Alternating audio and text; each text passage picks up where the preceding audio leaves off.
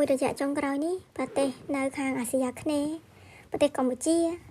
ថៃមីយ៉ាន់ម៉ាប្រទេសហ្វីលីពីនគឺសម្បូរទៅដោយជនឆបោកតាមអនឡាញគ្រប់រូបភាពទាំងអស់គេបង្ហោះ SNS คล้ายៗថាអ្នកឯងទៅធ្វើការនៅប្រទេសកម្ពុជាបើសិនជាខាងលើកទូរស័ព្ទហ្នឹងបងប្អូនប្រាក់ខែពី 7,000 ឡើងទៅហើយខាងបកប្រែពី 2,000 ដល់ 6,000 អីចឹងទៅហើយមិនចាំបាច់មានបនពិសោធន៍អីក៏បានដែរហ្នឹងពួកគាត់ចាញ់បោកតែអញ្ចឹងពេលទៅគេដកដូចថា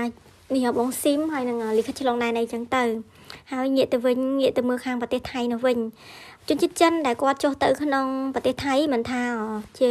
តារាសម្ដែងអ្វីទេគឺទៅដល់គឺចាប់ចម្រិតហើយគឺបញ្ជូនទៅខាងប្រទេសមីយ៉ាន់ម៉ាអ្នកដែលត្រូវគេជួយសង្គ្រោះបានហ្នឹងទាំងអស់បានជាង 7,000 នាក់ហើយគ្រាន់តែជនជាតិចិនគឺ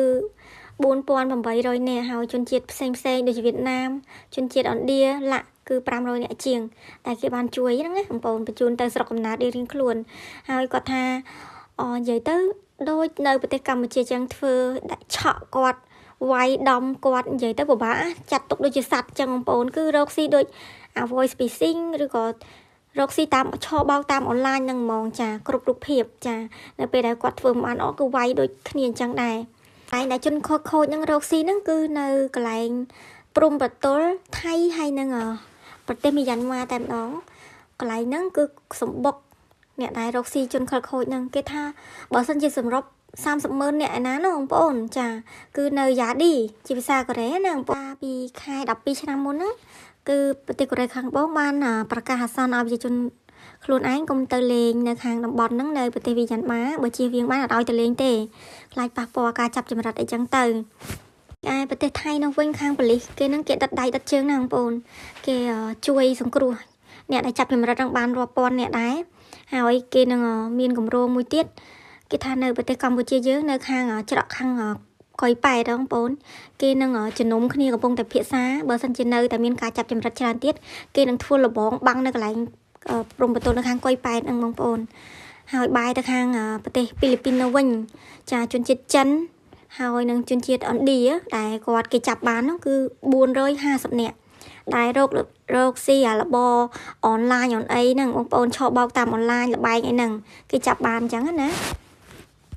ក្នុងចំណោម450 នាក់ហ្នឹងគឺជាជនជាតិចិន137 នាក់បាត់ទៅហើយខាងប្រទេសម៉ាឡេស៊ីនោះវិញក៏ចាប់បានជនបរទេសដែលរកស៊ីរបបខុសច្បាប់អនឡាញហ្នឹងគឺចំនួន46 នាក់ហើយក្នុងចំណោម46 នាក់ហ្នឹង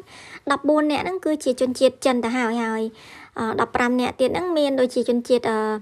ឥណ្ឌាជនជាតិមីយ៉ាន់ម៉ាជនជាតិថៃចាឡាក់ដែលគេចាប់បានហ្នឹងជនជាតិចិនធម្មតាដែរទៅតាណាខ្ទេចតាហ្នឹងហើយមួយវិញទៀតប្រទេសថៃបងប្អូនរដ្ឋាភិបាលគេមិនសង្ងំស្ងៀមទេខ្ញុំមើលប្រទេសនៅអាស៊ីទាំងប្រមាណគឺប្រទេសថៃគឺគ្រាន់បើជាងគេគឺយើងមកចត់ជាងគេចាសូមអរគុណនិងជម្រាបលា